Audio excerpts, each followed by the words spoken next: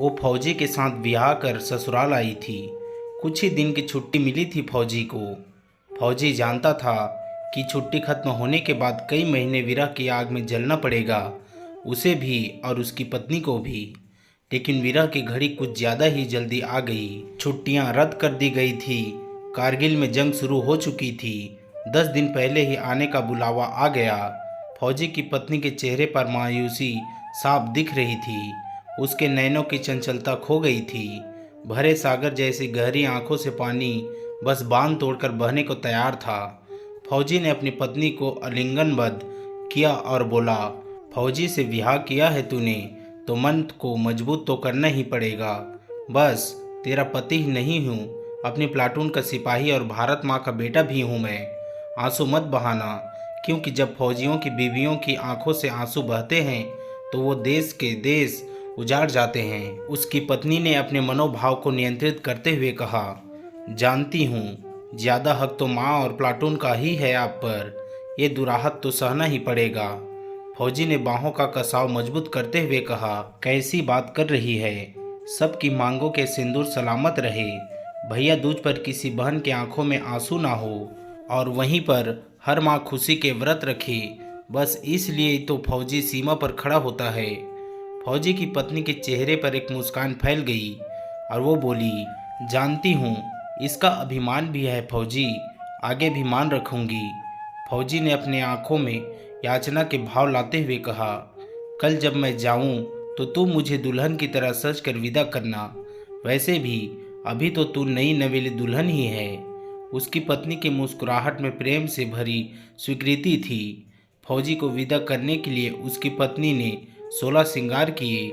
आज वो उस दिन से भी ज़्यादा सुंदर लग रही थी जब वो दुल्हन बनकर फेरों की वेदी पर आई थी।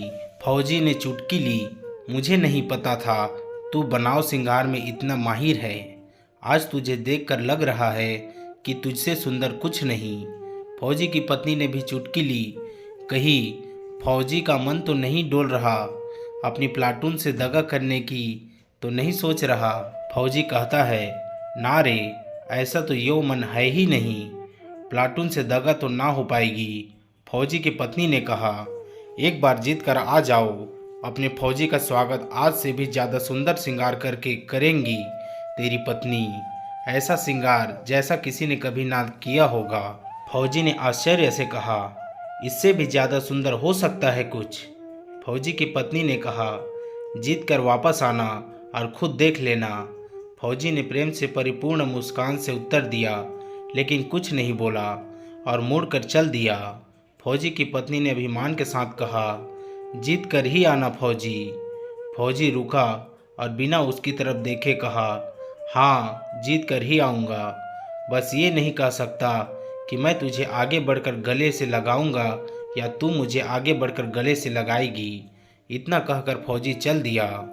फौजी की पत्नी ने उत्तर दिया, जीत कर आया तो तेरी कसम सारे लोक लाज भूल कर तुझे गले से लगा लेगी तेरी पत्नी। फौजी ने चलते चलते ही हाथ हिलाकर अभिवादन किया। युद्ध चरम पर था।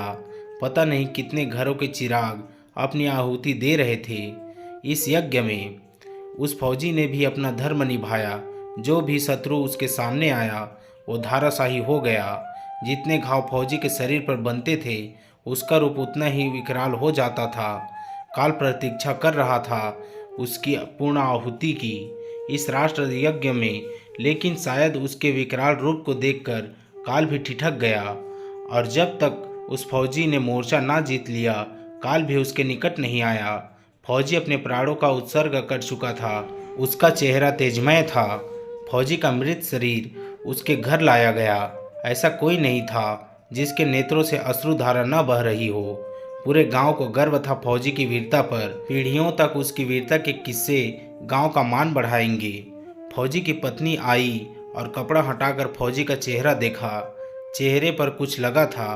उसने उसे हटाया और दोनों हाथों से बलैया लेते हुए बोली, कितनी सस्ती है वर्दी मेरे फौजी पर, किसी की नज़र ना लगे। फिर उसने फौजी के शरीर को अपने अंग से ले लिया। तभी एक हवा का झोंका आया और उसके कानों में फौजी की आवाज़ सुनाई दी, एक वादा तो निभा दिया पर दूसरा नहीं निभाया तूने। बोल रही थी कि ऐसा श्रृंगार करेगी जैसा किसी ने ना किया होगा, लेकिन तूने तो ना लाली लगाई ना सिंदूर। फौजी की पत्नी ने तुनक कर उत्तर दिया, जा, नहीं करती श्रृंगार फौजी, दुराहत कर गया ना मेरे साथ, बस माँ से ही प्यार था तुझे। फिर उसने फौजी के चेहरे को अपने हाथों में लेकर कहा, तेरी वीरता के मान का ऐसा श्रृंगार चढ़ा है फौजी कि अब किसी श्रृंगार की जरूरत ही नहीं है। तूने अपना खून बहाया तो मैंने अपना सिंदूर वार दिया भारत माँ के चरणों में। तुझसे एक रत्ती भी कम नहीं है भारत माँ से मेरा प्यार फौजी।